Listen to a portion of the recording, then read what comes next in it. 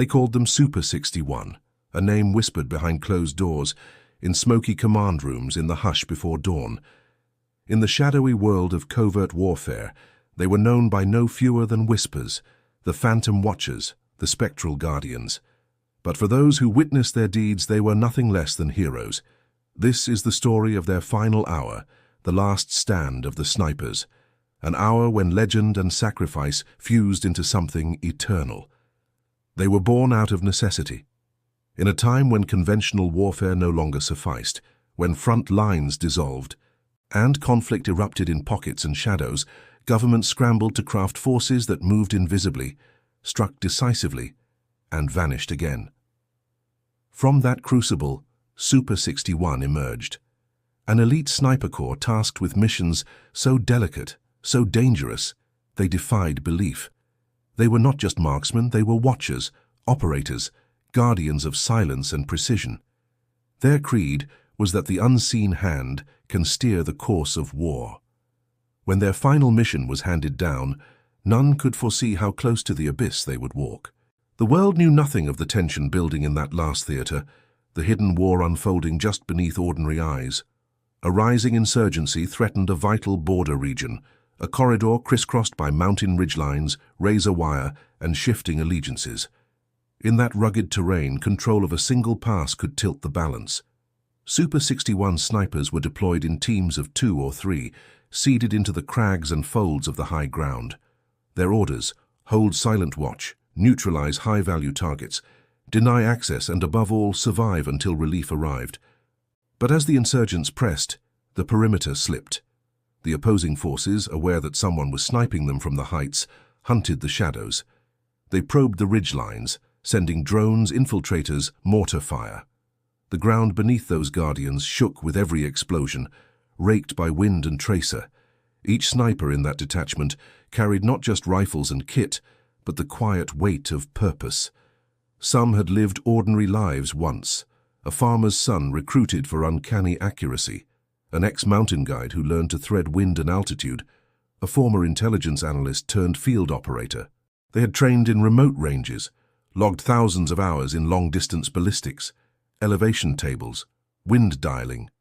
But nothing in training could fully prepare them for being alone in a death trap, surrounded, cut off. The lead sniper, call sign Hawk, was a veteran of decades. His partner, Viper, younger, fierce, precise. A third, Echo, served as spotter and secondary. Together they occupied a narrow outcropping of rock, perched above the pass like vultures. From there they could see miles of corridor, the winding dirt road below, convoys of enemy trucks, supply columns, the foot soldiers marching.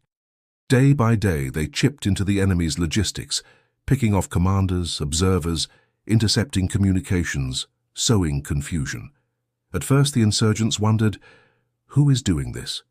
Some thought it was regular forces, others whispered of foreign operatives, but as losses mounted, the hunt began.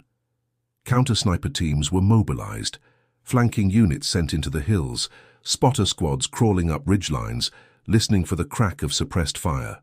The night sky became a tapestry of tracer arcs, mortar salvos, laser designations dancing across peaks. Inevitably, the lines closed. One evening, Hawk radioed command. Hostile infiltration detected 700 meters north. Multiple contacts. They may have located our position. Request suppression or exfil. But suppression could not reach them. The terrain blocked heavier fire. Relief was delayed by weather, by supply lines under fire. So they held. Their breathing curled in the cold air. Echo scanned through a scope, watching 3 figures creeping along a ridge 1,000 meters away. Viper whispered coordinates and adjustments. Hawk exhaled, centered his breathing, squeezed, and the shot traveled. A sudden flash, a soldier dropped. That action triggered the avalanche. The insurgents responded with a fury. Mortars fell around them, cracking rock, shredding branches, dust choking the air. Small arms fire traced in from multiple directions. The ridge behind them came alive with figures scaling upward. They had no choice. They had to fight downwards. For hours, the night became a living nightmare. The snipers, trained to avoid exposure, found themselves in the open, pinned behind boulders crawling under sniper fire, return rounds chiseling rock around them. Echo's heart hammered, but her voice on the radio was steady. "Targets coming up from your 6:08 clock, 400 meters, bearing 210, 2 moving fast." Hawk shifted, pivoted, fired. The muzzle blast echoed through the valley. He watched as the silhouette went limp. But there were many. They were closing. Viper's scope caught movement on the left ridge. She popped up, delivered a shot, dropped another. The kill count mounted, but with each one the enemy pressed further. They were now flanked on 2 axes. Deep into the night they held position, ammo growing thin, daylight far off. They strapped spare magazines, alternated covering fields of fire. In the silences between salvos they whispered memories, hometowns the ones they left, the faces they carried. They choked on dust, sweat, adrenaline. But they moved with purpose. Every shot, every shift, every covered angle mattered. By dawn the final assault came. Small squads, supported by drones overhead and mortar support behind, converged. The snipers understood. This was the last wave. They had no reinforcements, no extraction. Their options were to perish or prevail. Hawk asked Echo, "Targets in the North Canyon?" Echo confirmed. 3 enemy squads funneling upward. Viper gripped her rifle, adjusting wind hold. The world seemed to hush. A single shot cracked the dawn, then another. Then the world erupted. They traded fire, shifting position, falling backward, fighting from crests and boulders. One by one, the snipers took hits. Viper's leg was grazed, bleeding. Echo's comms link was cut. Hawk was struck in the shoulder, searing pain, but he stayed on target.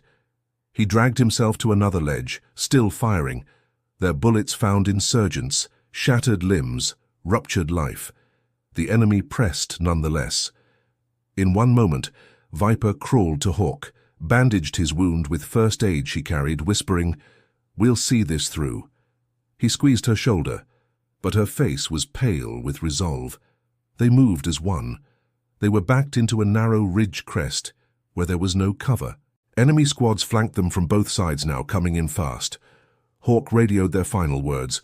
"This is Super 61. We hold the pass. Send cover only when free. May Day."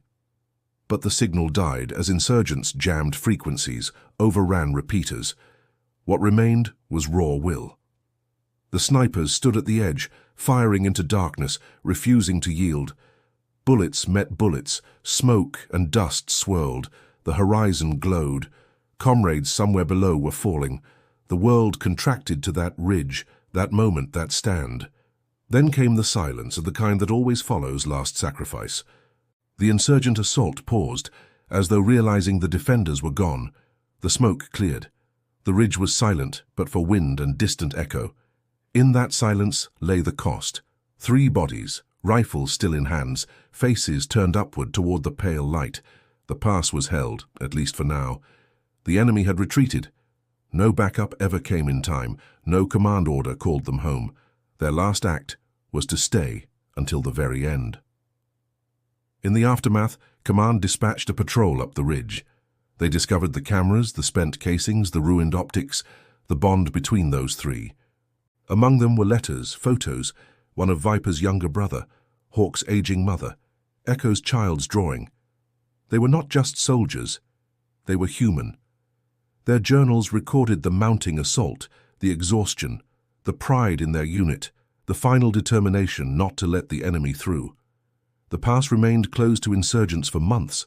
Their bodies were evacuated, honored in ceremony, their names etched on memorials. Command recognized that Super 61, that sniper team, had in their last stand saved hundreds of lives downstream, in villages, in supply caravans, in towns that would otherwise have been overrun. Their story remained classified, known only to a few, whispered among operators, passed from one sniper to another as myth as promise. If you ever stand alone, stand like the snipers of Super 61. In the years that followed, new sniper units invoked their legacy, studied their tactics, folded their story into training, worshipped the precision and courage and heartbreak. Their names became legend: Hawk, Viper, Echo. Their rifles, their logs, their tactics, artifacts in academies of covert warfare. But beyond tactics, what remained was the human memory. 3 souls who stood where no one else would, who sold their lives for silence on that ridge. Families would gather, mourning, reconciling that the ones they loved had walked into darkness willingly. They learned the names, the call signs, the mission brief, only later. Some kept their medals hidden, others held them under glass. The children would ask, why did they go? And parents would say, they believed in something greater than themselves. Not glory, not victory, but protection, order, the fragile peace for others. On documentary nights, when nations aired covert histories, the reenactments would show them in silhouette atop wind-scoured heights, rifles raised, eyes forward. A narrator would intone, they held the pass, they made the last stand, they became legends. And the audience would glimpse for a moment what it means to confront oblivion with resolve. This is the story of the heroes of Super 61 and the last stand of their snipers, a testament to precision, sacrifice, and unyielding grit. Their vigil earned time for others to live. Their rifles became the last gesture of defiance before silence. In the end, there was only one truth to bind memory to eternity, that they did not die for nothing. They held the ridge not for themselves, but so that others might breathe free.